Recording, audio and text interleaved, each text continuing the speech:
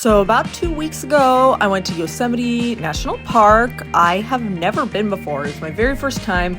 So I was very, very excited to paint it for the first time.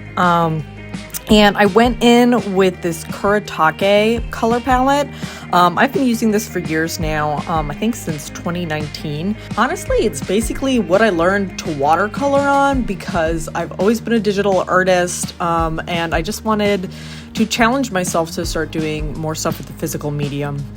But I did recently buy a new palette because there was an insane art sale at my local art store, Riley Street in Santa Rosa.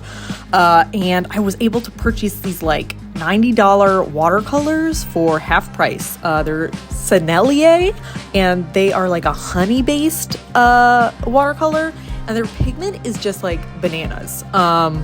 And so I went into this trip starting out with the Kuretake, which we did the tram tour. And so I painted a few of those sites we stopped at for 15 minutes with the Kuretakes. And it's kind of nice to have a time limit for painting because otherwise I just like overwork it like crazy. But then I switched over to the new color palette, the Senneliers.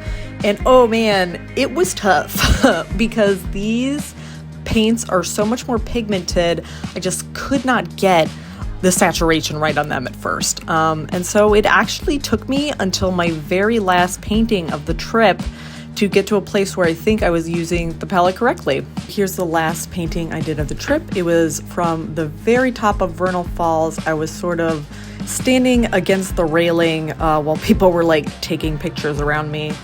And then I had a little dip of my toes with my dad and my sister, and it was a magical trip.